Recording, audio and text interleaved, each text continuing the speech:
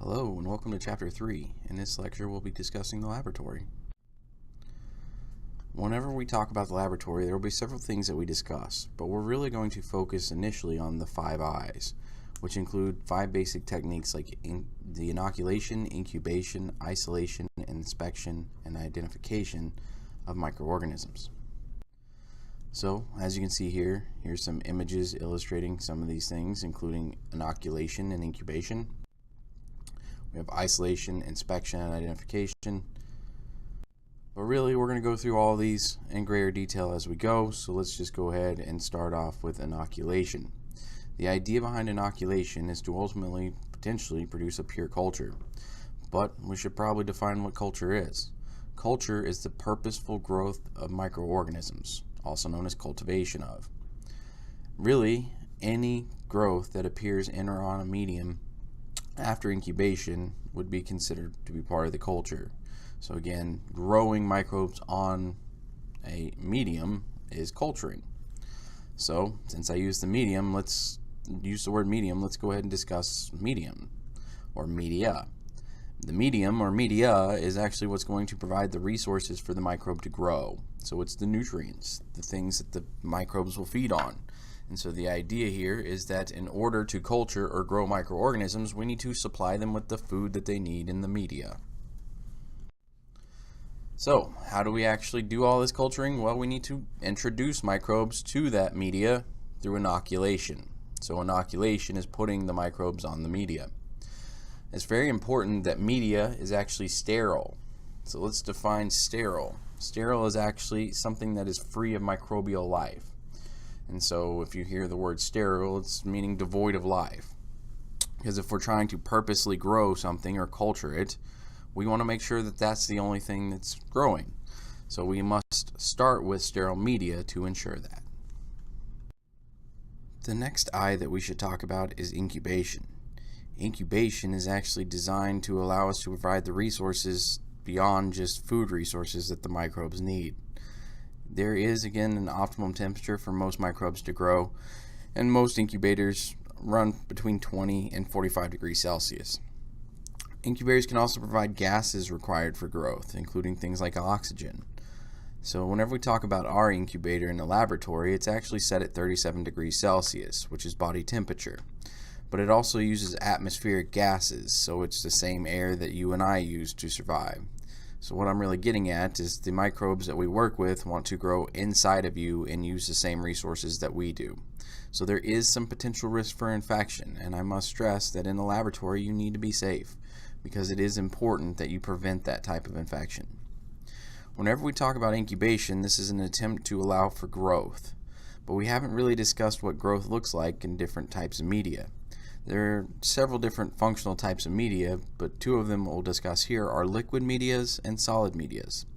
Liquid medias are going to allow the microbes, as they reproduce, to be suspended in the liquid, resulting in a cloudiness or turbidity. Solid medias, on the other hand, whenever we have growth, since the bacteria are on the surface of the solid, we'll see piles of bacteria build up in something that we call colonies. So again, in liquid medias, the media becomes cloudy. On solid medias, the bacteria pile up and form colonies. As you can see here, there are differing incubation periods for differing organisms. Some of them like at cooler temperatures, like Listeria monocytogenes or even Mycobacterium leprae. And really the length of time for growth is a variable as well. So do understand different things have different incubation requirements. So we've kind of discussed this idea that, again, we need media to provide the resources. Overall, the medias are trying to duplicate what the microbe would use in a natural setting. And so the idea here is we need to have the compounds that we would find in the normal environment for the microbe. So that means typically we have to artificially or man-make the mixture so that the microbes have everything that they need, since we're trying to duplicate the environment. I do want to point out that some of these organisms will be a little more complex in what they require, and thus it makes growing them in a laboratory much more difficult. So again, we have some general medias that grow a variety of things because they have a whole mixture of different compounds, both organic or inorganic. But again, some things are so specific that we have to tailor medias to them, making sure they have the resources that they need to grow. So the next thing we should talk about is sterile or aseptic technique. This is very, very important whenever we inoculate media. And sterile technique helps ensure that we're only moving or culturing the bacteria that we want to. Okay? And the idea here that by using sterility, we can ensure nothing exists. So whenever we now introduce something, we can assume that's the only thing that's been introduced. Again, we won't know this until after we've seen growth, at which point you may actually recognize that you have lost sterility and actually cause contamination. Again, this was something that we discussed in the class previously in this understanding of why you need to be here. Again, sterile technique is actually very, very important in the medical field. So there are really different types of media that exist. In fact, we really break them up based off of 3 different properties: their physical state, chemical composition, functional type or purpose. So let's go in and discuss more of these individually. With liquid medias, these are typically going to be water-based solutions, and they again won't typically solidify above freezing temperatures. And so the idea here is these things in the normal environment stay liquid, allowing for again microbes to reproduce and be suspended in the liquid. We have something that's kind of in between a liquid and a solid, and we call that a semi-solid. Semi-solids actually are going to kind of be this blobbish material. The idea here is they're not fully solid, but they don't stay as liquid either. So again, it's like gelatin that's trying to set up. Okay, and this is actually pretty helpful for things like determining motility. Again, since it's not super solid, that means the microbes can move through it pretty well. Solid medias are going to again be solid, and these are used to again allow for growth of bacteria on the surface, forming colonies. And so these are often used for isolation of things like bacteria and fungi. But really, we haven't discussed what made solid media solid, and to make it simple, it is agar. Agar is basically like gelatin, and it is a complex polysaccharide that comes from gelidium. And the idea is that you suspend this powder in your liquid, and then you boil it, distributing it evenly, and then allow it to cool, and upon cooling, the liquid now becomes solid. And so the idea here is we can turn any liquid media into a solid media by simply adding agar. So to illustrate that idea, you don't know what this is yet, but we have something called nutrient broth. Nutrient broth is just water and nutrients. But we can turn it into a solid media and produce nutrient agar by simply adding agar to that broth. So you can see here the different types of physical forms here. So liquids again are liquids at room temperature. Semi-solids are in between solid and liquid, and then again solid is something that is solid at room temperature. So let's talk about defined or synthetic medias. Again, these medias are designed with a very specific chemical composition. These are again man-made to be used for a very unique purpose. Again, they'll typically contain very pure organic or inorganic compounds that do not vary. The idea here is we're trying to be very precise in what we do. So we're really trying to control the environment, which naturally would be very useful in research. Complex medias are going to be medias that contain multiple contents that are not usually just simple chemicals. Okay, so a good example are things like blood. Blood is actually lots of different compounds put together, right? And so again, complex medias are things that it would be too difficult to actually try to synthetically reproduce. Instead, we find it much easier just to actually use that thing in the media. So you guys have worked with in that first lab blood agar. Blood agar is called blood agar because it straight up has blood in it. Again, it was much easier for us to just add blood than trying to mirror all the different chemicals that we find in blood. So there are other things that can exist, things like meat extracts or even infusions. Milk is actually something microbes do not mind eating. Yeast extract, soybean digest, or even peptone. I do want to point out there can be a pretty wide mixture of things, and we can even add things to complex medias, making them again more acceptable for some microbes that may have particular eating habits. So let's move on and talk about general purpose media for a minute. A general purpose media is intended to grow as many possible bacteria as we can.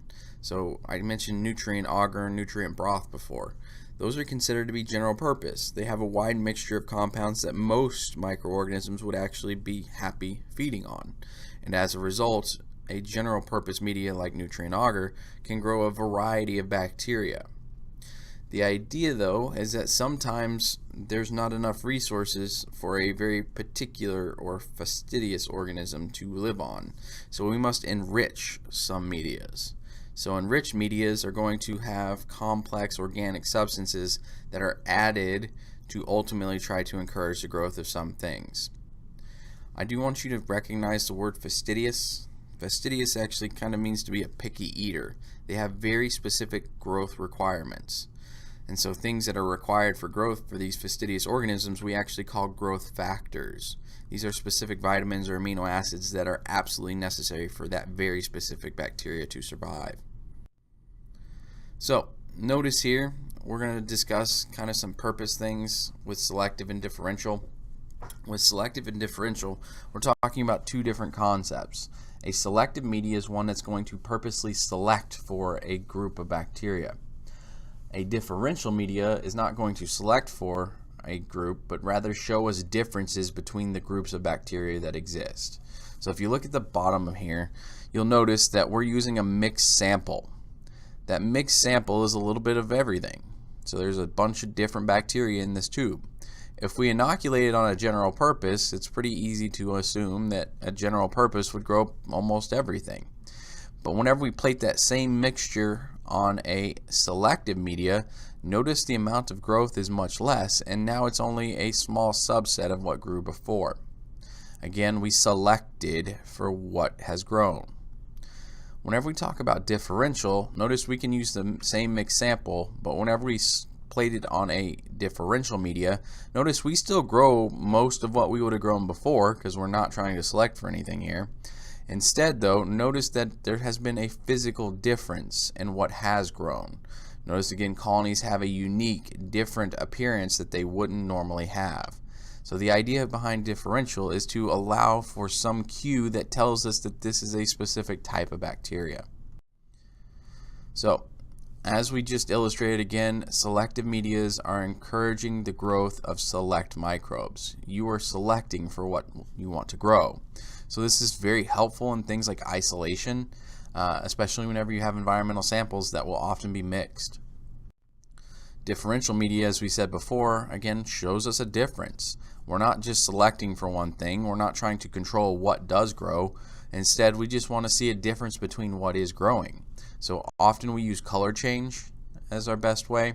So now notice down on this bottom corner we have something called chroma agar. Chroma agar is super cool, and that whenever you put a bacteria on the plate, it turns a color.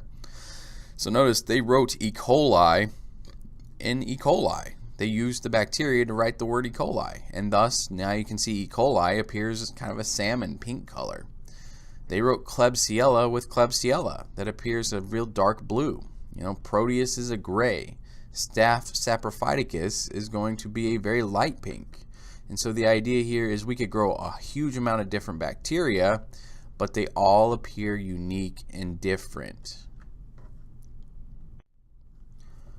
So let's talk about another type of differential media. And you kind of got into this in this first lab, but another type of differential media is actually blood agar.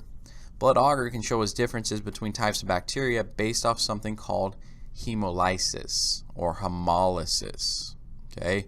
If you break that word apart, hemo means blood and lysis means to break down.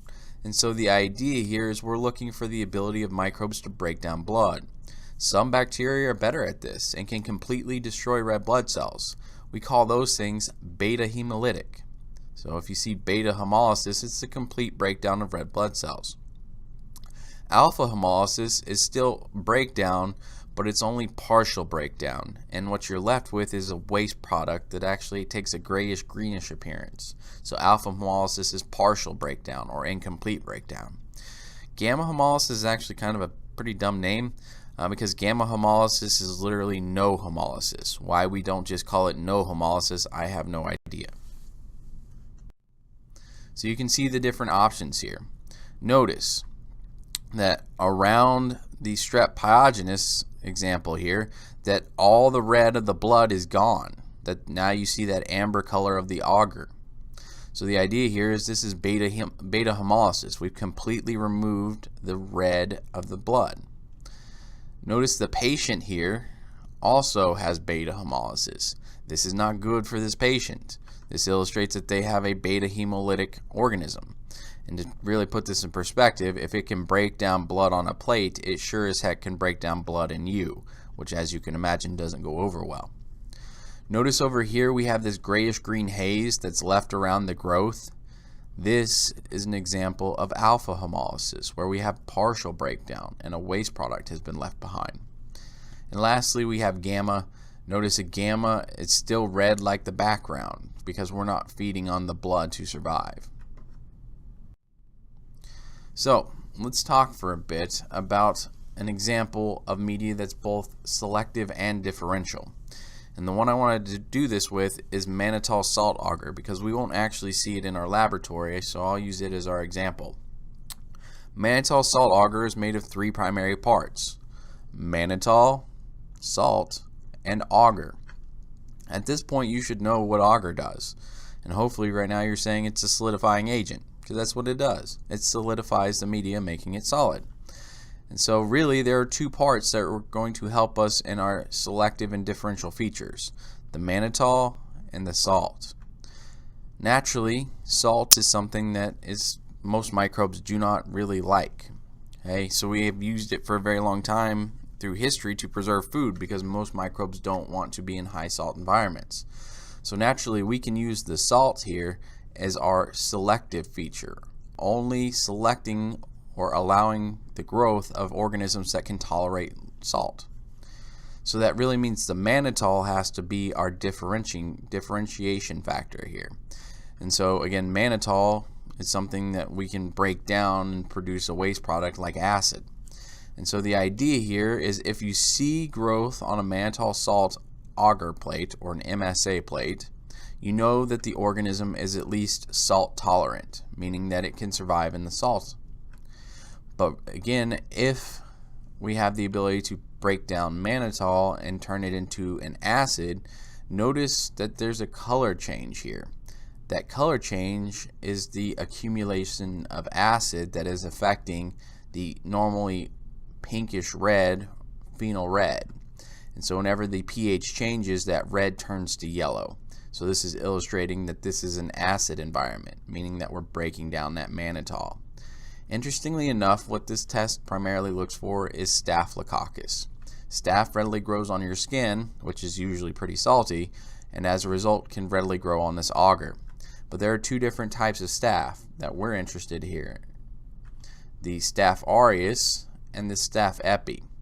The big difference between Staph epi and aureus is aureus can ferment the mannitol, making again the yellow appearance, while the epi cannot, resulting in still that pink of the mannitol salt agar.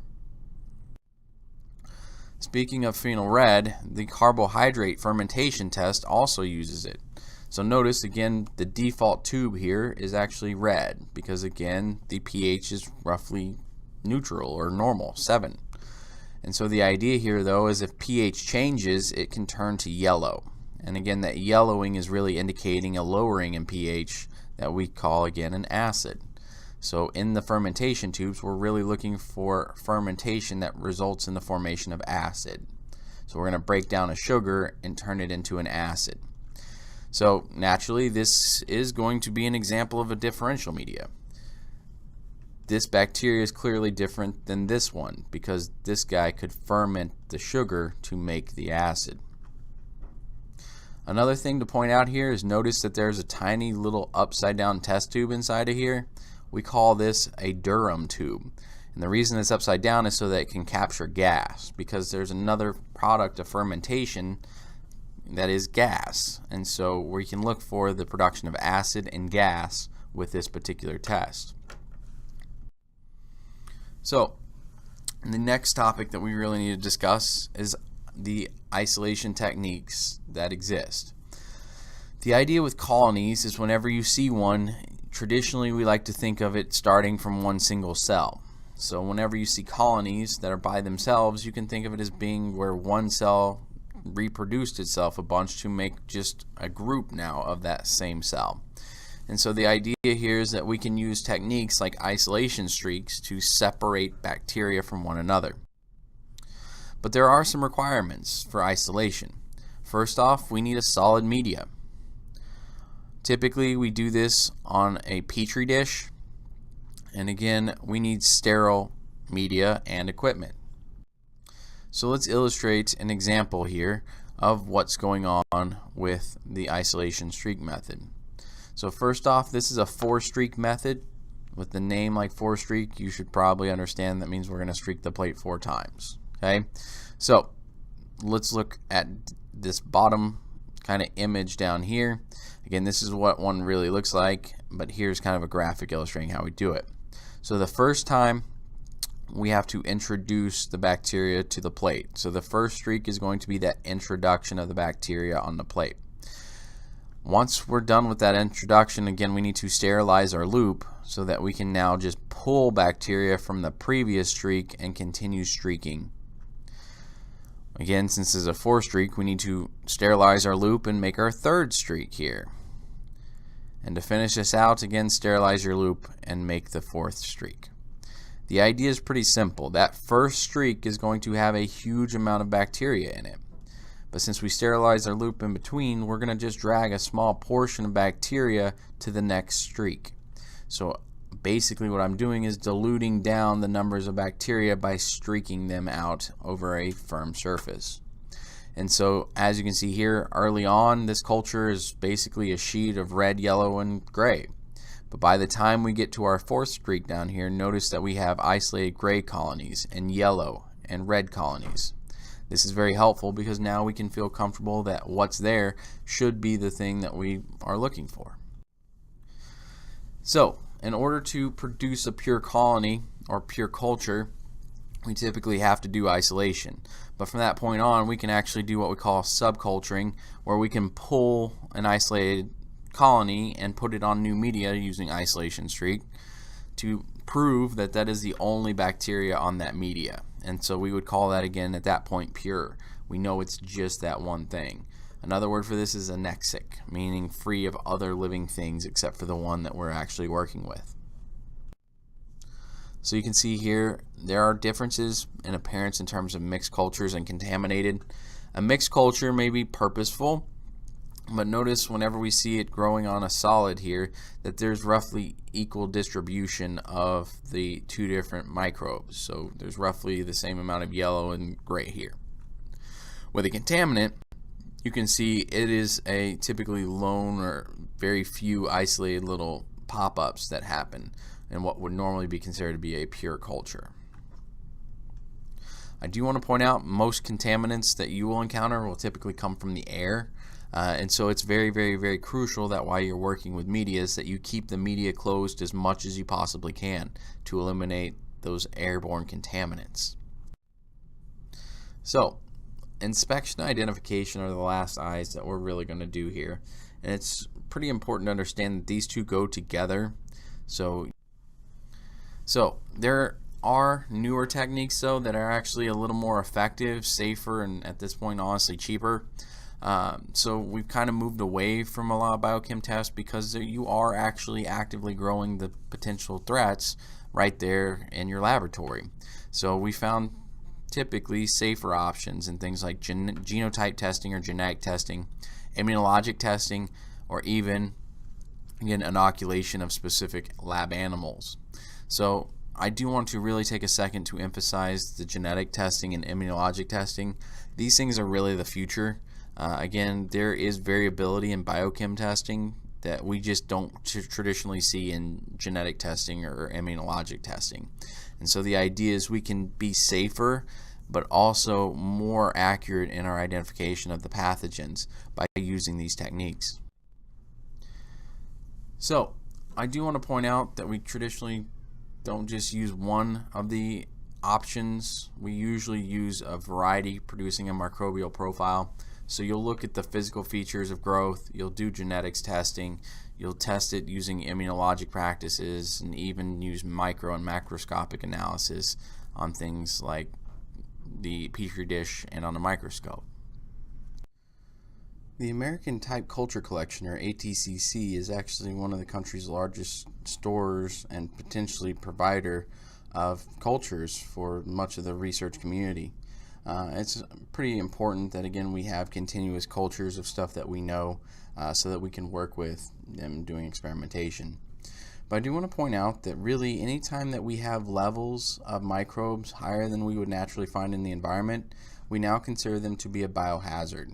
So cultures or specimens collected from patients or the environment that can be allowed to grow, those are things that are now a risk, and as such we need to dispose of them appropriately. The most common way of doing so is actually autoclaving or incineration. The idea here is that by using heat we can kill the microbes pretty easily at a pretty low cost. So the next thing we're going to go into is the discussion of microbes and size. And really, we're going to, since we're in science, use the metric system. So we'll do our measurements in the meters scale. But again, since we're working on the small end, it'll be millimeters, micrometers, or micrometers, and nanometers. Here at the bottom, you can see smallest bacteria is around 200 nanometers, while protozoa tend to be in the low end of millimeters, and viruses will be on the low to mid end of nanometers. So again, protozoa and algae, being eukaryotic, are much bigger than bacteria or even viruses. So you can see again this visual representation. So again, the large things that we would possibly look at being here at the top, like louse and ticks and fleas and mosquitoes, fungi. But as you go further down, we're getting to smaller and smaller things. Again, bacteria like E. coli is around 1 micron in size. And then we get into the nano, which is small bacteria and viruses. And then finally you get down to just components of cells like proteins and DNA. So we need to talk a little bit about magnification before we could really discuss how we visualize and use size of microbes. So with magnification, it's important to understand that magnification results essentially from a complex interaction between visible light waves and the curvation of a lens. And so the idea is by manipulating light, we can actually create an image that is much larger. So in order to fully do this, we should probably talk about refraction for a bit. Again, I said that we would have to, for magnification, bend or change light to create magnification. Well, bending of light is actually known as refraction. So refraction is bending of light, in which will change the angle at which the light is passing through a medium or a lens. And so the idea here is that by manipulating refraction, we can create magnification. So I do want to point out that the image of what you see can be enlarged, and so we need a kind of way to measure the degree of enlargement, and the word that we use here is magnification, or times, or x. So again, kind of our measurement for enlargement is magnification, and we again use units like x or times to describe that. So I want to talk about the kind of development of scopes. Again, the early scopes were very simple, just magnifying lenses. Again, they did a good job of allowing us to see the eukaryotic things and start to kind of see bacteria, but we could no way see viruses at this point. Even with today's compound microscopes, which use 2 magnifying lenses and actually a light source, we still have trouble getting into the realm where we could see viruses again, but it did open up the area that is bacteria. So here's an example of a compound light microscope. Again, this is just a generic compound light microscope. They're all basically the same structure. But you can see here again the different parts, things like the oculars or eyepieces, body, nose piece, the objectives on the objective turret, stage, focus knobs, things like that. I'm not going to spend a lot of time talking about those because again you're going to do this in lab. So let's instead point out again there are two magnifying lenses here, the ocular or eyepiece that should always be 10, and then the objective lens. Again, there are multiple objectives, but you only look through one at a time based off of which one's clicked into position. Notice again the different sizes include 4, 10, 40, and 100 times objectives, and again these help with magnification. But since there are two lenses, in order to determine total magnification, you need to multiply the ocular times the objective. So let's say the ocular is 10, the objective is 4, so all you have to do is take 10 times 4, which is 40. There are some things that actually affect the level of microscopy that can be achieved, which includes again things like magnification, resolution, and contrast. Again, we talked about this idea that the ocular lens would be again a magnifying lens that is the closest one to your eye. It does form a virtual image that's received by the eye and then converted into again what we perceive. The objective allows us to form a real image, which again is a bunch of physics stuff that we really don't need to stress too much about. But the idea here is again there are two different lenses that actually create magnification. And as a result, again, as we already did, we need to determine total magnifying power or total magnification. So it's simply the objective times 10. Okay, so if you're on the 4 times, it's 4 times 10, which is 40. 10 times 10 is 100. 40 times 10 is 400. And then the highest objective we have is 100 times, and thus you would have 1,000 times magnification. Another important variable in microscopy is resolution and resolving power. It's important to us to make sure that we can distinguish two very separate things as being physically separate, and so the higher the resolution, the greater clarity we actually achieve. The electromagnetic spectrum actually plays a huge role in this. Again, this is basically a spectrum that can have varying wavelengths. As a general idea, the shorter the wavelength, usually the more energy associated with it. So things with very short wavelengths, like this end of the spectrum, have greater potential risk of affecting us. I want to point out that we actually observe stuff here in the middle, which is the visible light spectrum. And so the idea here is stuff that's shorter than visible light could potentially damage our DNA, while things that are longer than visible light are actually considered safe. So here's an example of resolution. You can see a low resolution scope actually does not give us that clarification in terms of what is these cells themselves, while a high resolution scope we can clearly identify different cells.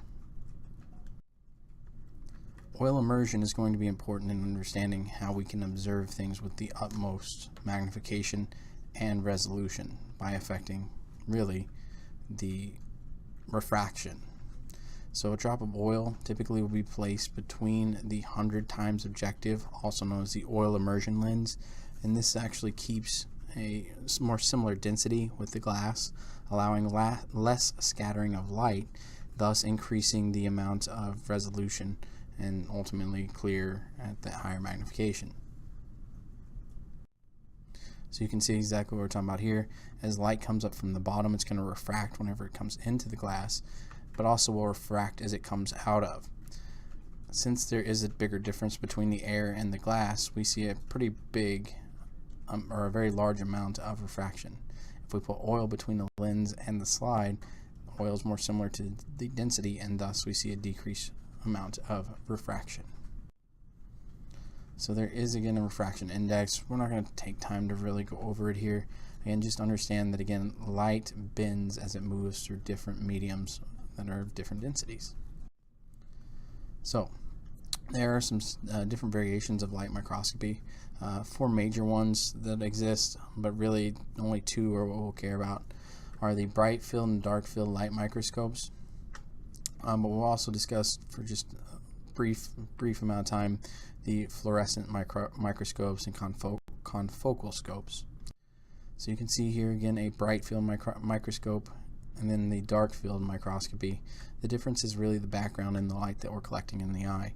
The idea here in bright field, there's lots of light in the background that can actually kind of decrease clarity along the edges. In dark field, you actually get greater clarity around the edges because you're not collecting the light from the background.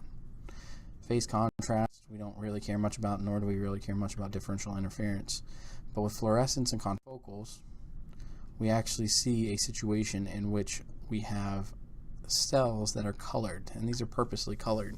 What's interesting about fluorescent and confocal microscopy is we use stains that can be excited and creating basically light, and so these things look like they light up on that background because of, again, the fluorescent or confocal energy activating the electrons of that stain. The next thing I want to point out is the electron microscopes. There are two of them that we really care about. The transmission electron microscope, or TEM. The transmission, again, allows us to see the inner sides or insides of a cell, or the scanning electron microscope, or SEM, that allows us the surface features. There are scopes that go much lower in terms of magnification, but again, these scopes are difficult to utilize, pretty rare, and as such, we won't discuss much about them. It's important to understand that we must prepare specimens for observation on the scope. In doing so, we can again increase our ability to recognize what they are. So it's important for the observer to understand what you're looking for, whether the thing needs to be alive or whether it can be dead, what type of microscope you want to use, those kinds of things. But really, for us, we're going to do a lot of what we call smear technique or smear prep. The idea is we're going to spread typically a thin amount of cells on the slide and then allow it to air dry. Once it air dries, we actually have to do something called heat fixing. Heat fixing can be done using a Bunsen burner or an open flame, or in our case, we'll use a heating tray. The idea here, though, is we must kill the bacteria but also stick them to the slide. So heat fixing is an important step that must be done. Negative and positive staining are important topics to discuss.